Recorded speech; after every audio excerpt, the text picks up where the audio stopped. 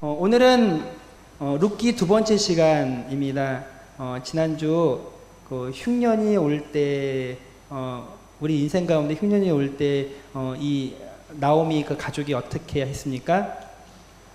예, 그 흉년을 피해서 그 이방 땅 모압 지방으로 갔죠.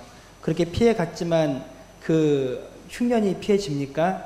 오히려 더 큰 고난 가운데 빠지면서 가장을 잃고 또한 아들들을 잃고 하는 그런 큰 어려움을 겪었죠. 흉년은 그렇게 피해지는 것이 아니라는 것을 충분히 지금 나오미는 깨달았고요. 그런 가운데 우리가 흉년이 영적으로는 이 텅 빈 마음과 같다라는 것들을 또 지난주에 우리가 같이 나누었습니다. 오늘은 흉년이 올 때 이제 남은 자, 그 시어머니 나오미와 그 자부 두 명이 어떠한 선택을 하게 되는지 그 세 여인의 그 선택의 모습을 보면서 각자 나의 그 어려움 가운데 인생의 흉년이 올 때 내가 어떻게 선택할지를 교훈을 얻는 시간을 갖도록 하겠습니다. 먼저 등장하는 자는 시어머니 나오미입니다. 시어머니 나오미는 결심을 합니다. 인생의 흉년으로 인해 텅 빈 마음이 되어버린 그 나오미는 그대로 있을 수가 없어서 돌파구를 찾고자 합니다. 그때 6절 말씀 보면은 이런 기쁜 소식을 듣게 됩니다. 우리 함께 읽겠습니다. 시작.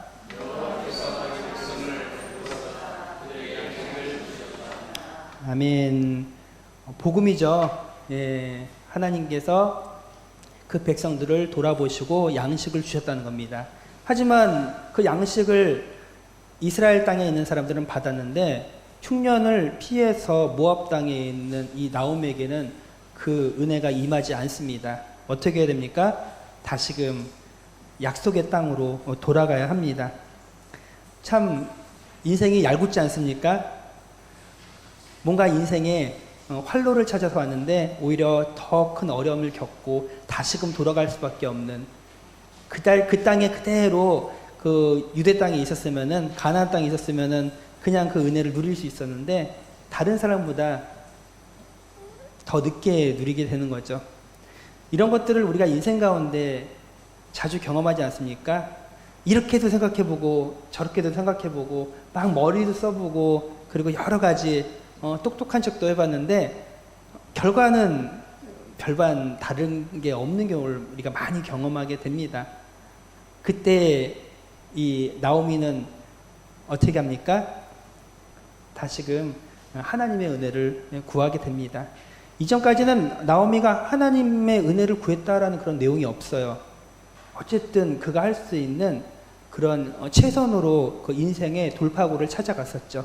하지만 6절부터 하나님의 은혜가 가나안 땅에 임하니까 이 나오미 가운데 다시금 주님이 보이기 시작합니다.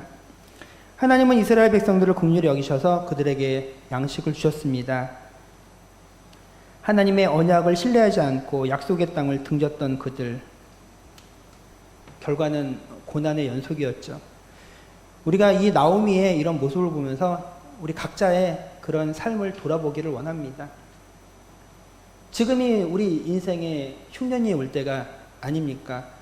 아니, 개인의 흉년만이 아니라 나라로 아니면 열방 가운데 누구도 피할 수 없는 그 흉년을 우리가 겪고 있는데 그때 우리가 어떤 선택을 하는 것이 하나님의 뜻에 부합하는지 우리가 깨닫는 시간이 되기를 원합니다. 약속의 땅에 흉년이 그쳤다는 소문을 들은 나오미는 그래도 믿음이 있어서 돌아갈 결심을 합니다. 신실하신 하나님은 막다른 골목에서 구원의 손길을 내밀어 주셨습니다. 나오미에게 이 고향으로 돌아가는 이 귀한 길은 당연한 것이었습니다. 하지만 남아있는 사람이 나오미 한 사람이 아니라 다 남편을 잃은 그 자부들도 두 며느리가 있다는 건데 그들은 유대인들이 아니에요. 누굽니까? 모압 땅에서 결혼한 모압 사람입니다. 가나안 땅으로 돌아갈 이유가 없죠. 그들의 고향이 아니고 오히려 그들은 고향을 또 버리고 가야 되는 이런 일이 생깁니다. 이에 나오미가 그 며느리한테 선대합니다. 너희들이 내 아들들과 또 우리에게 나에게 한 그 선한 행동들 내가 다 기억한다. 그러니까 이 시어머님이 놓아주는 거죠.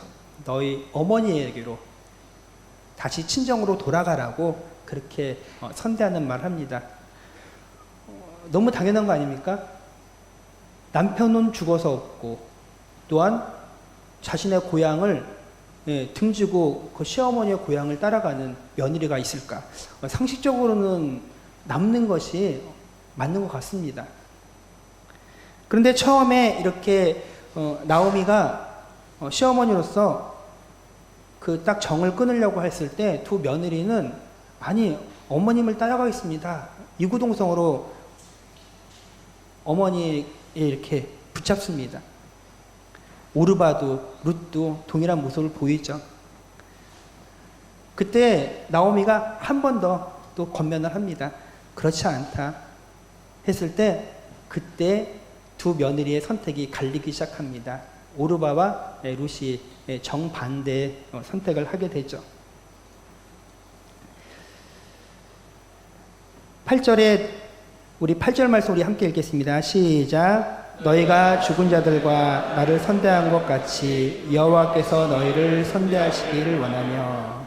아멘. 우리 이어서 창세기 12장 3절 말씀 보겠습니다. 시작. 너를 축복하는 자에게는 내가 복을 내리고 땅의 모든 족속이 너로 말미암아 복을 얻을 것입니다. 아멘. 나오미가 며느리들을 선대할 근거로 죽은 아들과 자신에 대한 선대를 든 것은 바로 이 창세기 12장 3절 말씀을 떠올리게 합니다. 축복하는 자에게 복을 내리고 땅의 모든 족속이 너로 말미암아 복을 얻을 것이냐라는 그 축복. 우리가 선대하는 자에게 선대하고 또 하나님의 그 은혜를 비는 것은 우리 믿음의 사람들이 해야 될 마땅한 도리입니다. 나오미는 그렇게 말씀에 충실하게 지금 며느리에게 선대하고 있습니다. 그러나 이 두 며느리의 진심이 얼마나 그 심지가 견고한지는 처음에 예의상했는지 아니면 그들이 진심이었는지는 곧 드러나게 됩니다. 나오미는 며느리들이 돌아가야 할 이유를 11절과 13절에 걸쳐서 설명을 하고 있습니다. 우리 함께 천천히 함께 읽겠습니다. 시작. 나오미가 이르되 내 딸들아 돌아가라. 너희가 어찌 나와 함께 가려느냐. 내 태중에 너희의 남편들 아들들이 아직 있느냐. 내 딸들아 되돌아가라. 나는 늙었으니 남편을 두지 못할지라. 가령 내가 소망이 있다고 말하든지 오늘 밤에 남편을 두어 아들들을 낳는다 하더라도 너희가 어찌 그들이 자라기를 기다리겠으며 어찌 남편 없이 지내겠다고 결심하겠느냐. 내 딸들아 그렇지 아니하니라.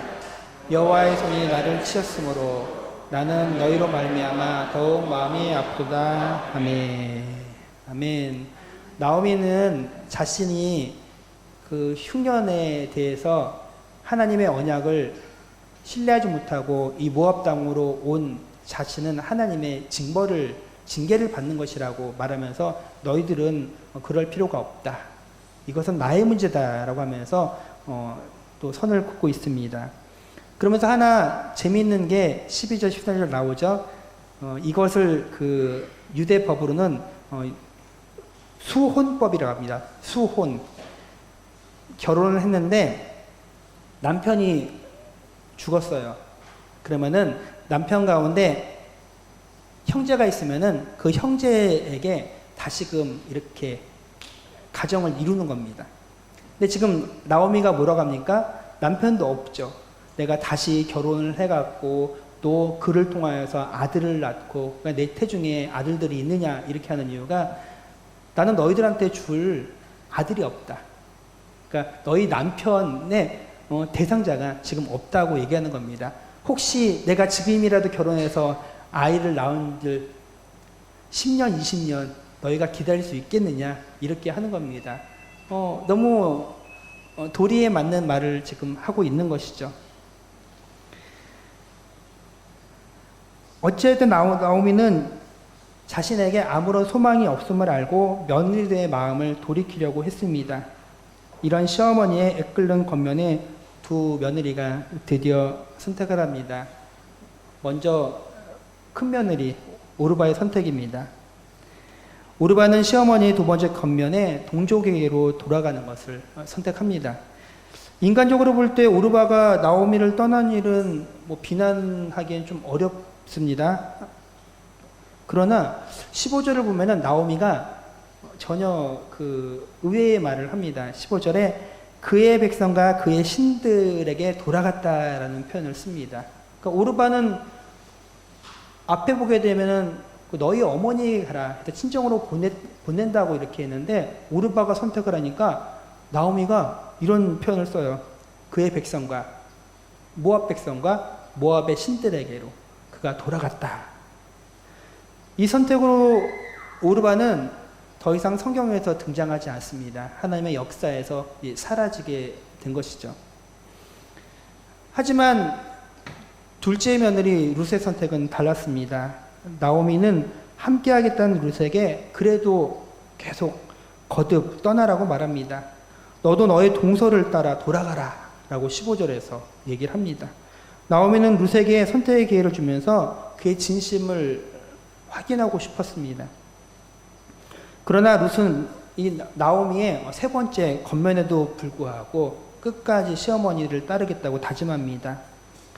이 선택이 참으로 역사에 큰 차이를 보입니다. 오르바는 더 이상 성경의 역사에 나오지 않는데 룻의 이 마지막 결단으로 말미암아 룻은 메시아의 조상이 되는 영광을 얻게 됩니다. 이방 여인이 그리스도의 족보에 오르게 된 것입니다. 룻은 시어머니에게 그의 굳은 결심을 보여줍니다. 우리 16절에서 17절 우리 함께 천천히 읽겠습니다. 시작. 룻이 이르되 내게 어머니를 떠나며 어머니를 따르지 말고 돌아가라 간권하지 마옵소서. 어머니께서 가시는 곳에 나도 가고 어머니께서 머무시는 곳에 나도 머물겠나이다. 어머니의 백성이 나의 백성이 되고 어머니의 하나님이 나의 하나님이 되시니 어머니께서 죽으시는 곳에서 나도 죽어 거기 묻힐 것이라. 만일 내가 죽는 일 외에 어머니를 떠나면 여호와께서 내게 벌을 내리시고 더 내리시기를 원하나이다 하는지라. 아멘. 이거 한 구절 한 구절 보면은 정말 강한 결심이 보입니다. 룻은 자신의 굳은 결심을 다음과 같이 표현합니다. 어머니의 가시는 곳에 나도 가고, 그리고 어머니의 머무시는 곳에 나도 머물고, 그리고 어머니의 백성은 나의 백성이고, 어머니의 하나님은 나의 하나님이고, 어머니의 죽으시는 곳에서 나도 죽고, 죽는 일 위에 어머니를 떠나면 내가 저주를 받는 것을 달게 받겠다. 6번에 걸쳐서 다짐에 다짐을 합니다. 대단한 며느리 아닙니까? 이 자리에 계신 우리 시부모님들 만약에 이런 며느리가 있으면은 너무 고맙고 이쁘지 않겠습니까? 왜냐하면은 이 룻까지도 떠나게 되면은 나오미는 혼자인 거예요. 고향 땅을 떠날 때에는 남편과 듬직한 아들을 데리고 왔는데 다시금 고향을 돌아갈 때는 홀로 가는 겁니다. 그의 심정이 어떻겠습니까? 완전히 실패한 인생 아니에요. 아니, 자기 백성을 배반한 여인입니다. 하나님을 신뢰하지 못한, 약속을 믿지 못한 믿음이 없는 여인인 거예요. 돌아가면은 그렇게 살 수밖에 없는 안타까운 인생이 되는 거죠. 그런데 며느리 룻이 딱 아무 소망도 없는 그 시어머니를 붙들고 같이 가겠습니다. 어머니 가는 곳에 나도 가고, 어머니가 머무는 곳에 나도 머물고, 어머니의 백성이 나의 나의 백성이고, 어머니 하나님이 나의 하나님입니다. 어머님이 죽으시는 곳에서 나도 같이 죽고, 그 외에 내가 혹시 어머니를 배반하면은 내가 하나님께 저주를 받아도 내가 불평하지 않겠습니다. 참 나오미에게는 너무 고마운 사람이고 고향으로 돌아가는 길이 그래도 두렵지 않았을 겁니다. 이에 나오미는 룻의 진심과 그의 신앙적 고백을 그대로 감사함으로 받습니다. 나오미가 3번에 걸친 권면과 대화를 통해서 룻의 진심을 확인하게 되는 것이죠. 무엇보다도 이 며느리 룻의 그 고백 가운데 무엇이 발견되었냐면 모압 여인인데 하나님에 대한 그 신앙이 있었다는 것을 확인하는 기회가 되었습니다.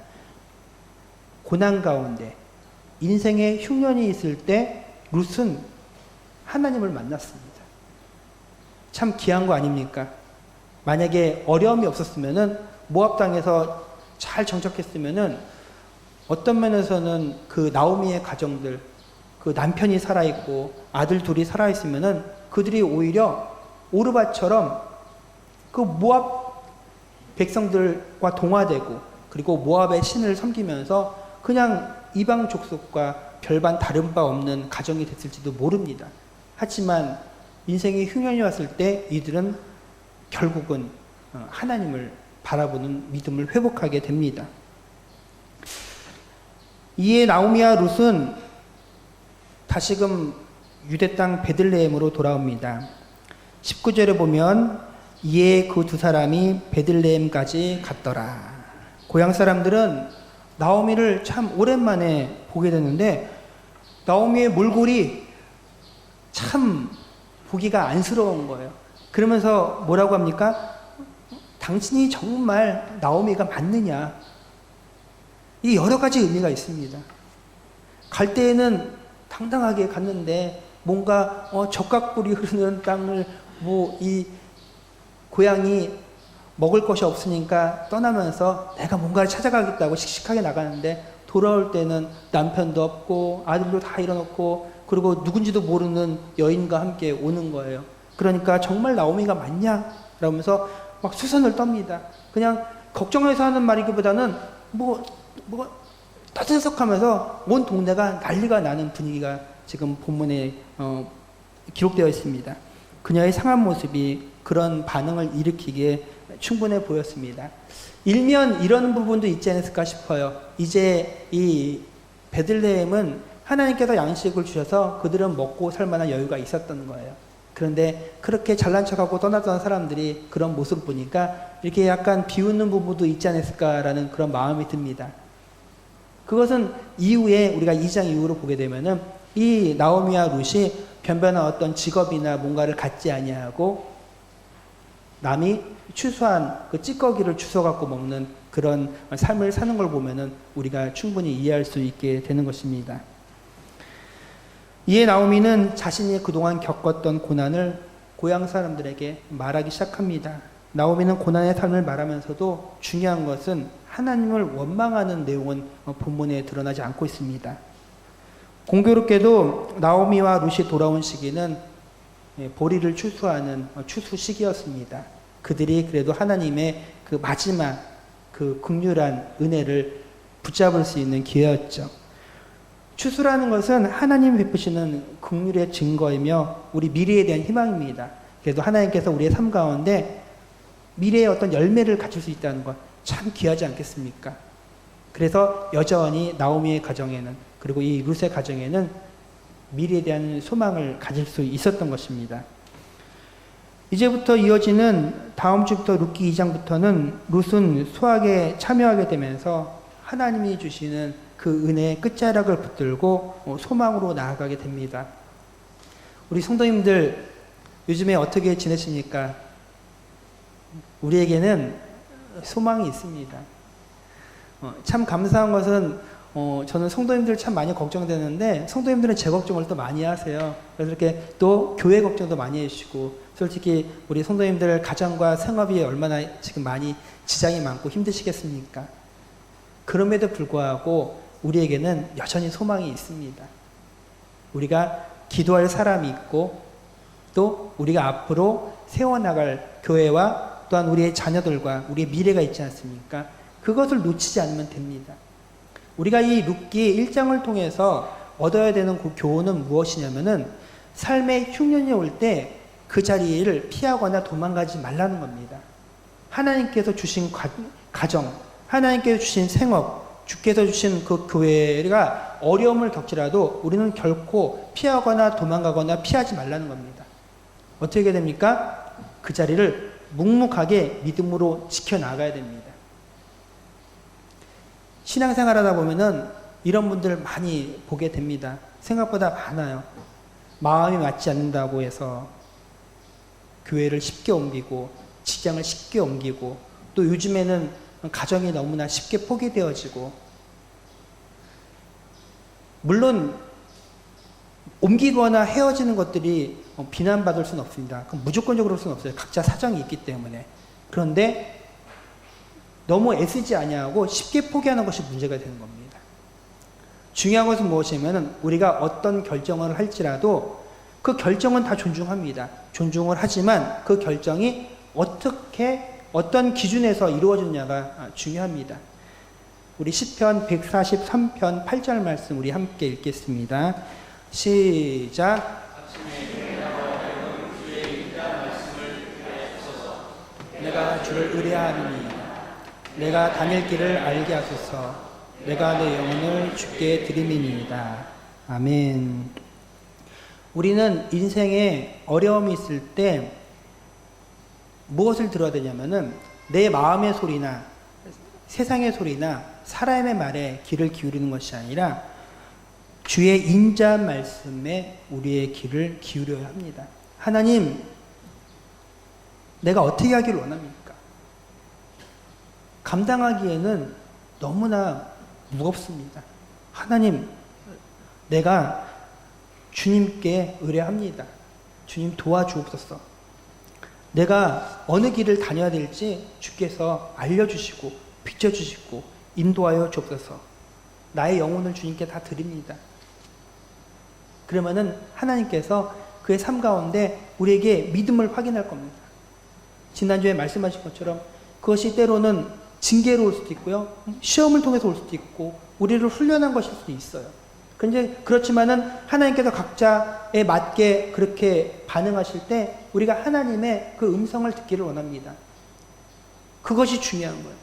왜 나오미의 가정에 이런 큰 고난을 겪었습니까? 베들레헴에 그대로 있었던 사람들은 잠시 흉년을 겪고 하나님께서 준 양식을 나중에 결국은 먹고 잘 살았습니다. 하지만 나오미의 가정은 하나님을 의뢰하거나 음성을 들은 것이 아니라 자기의 생각에 옳은 대로 너무나 똑똑하게 살아간 것이죠. 아, 저기 모압 땅에 가면 양식이 많단다. 우리 거기 가서 먹자. 양식이 있으면 무엇을 합니까? 가장 소중한 것을 잃고 있는데. 우리의 삶 가운데 가장 소중한 것이 무엇입니까? 그것이 우리가 믿음이 되길 원합니다. 가장 소중한 것이 무엇입니까? 우리 하나님에 대한 믿음입니다. 그것을 놓치지 아니하면은 세상이 아무리 살기 힘들고 변할지라도 우리가 영원하신 변함없는 그 하나님을 붙잡는 믿음이 있으면 반드시 우리 주님께서 우리를 구원해 주실 것입니다. 그 믿음이 우리에게 필요한 것입니다. 세상을 바라보면은 점점 마음이 혼란스러워집니다. 저는 요즘에 뉴스를 이제 안 보기 시작해요. 뉴스를 보면은 정신이 없어요. 우리 성도님들 어떠십니까? 계속 반복되는 뉴스. 처음에는 그게 많이 유익했는데 지금은 계속 볼수록 세상이 점점 색깔이 회색빛으로 변하는 것 같고 저의 마음이 점점 그 숫자에 자꾸 빼앗기는 느낌을 받아서 요즘에 제가 뉴스를 잘 안 봅니다. 자꾸 거기에 마음 뺏기니까 어떻게 됩니까? 기도를 해도 말씀이 보이거나 하나님을 의뢰하는 것이 아니라 자꾸 세상에 마음이 가는 겁니다.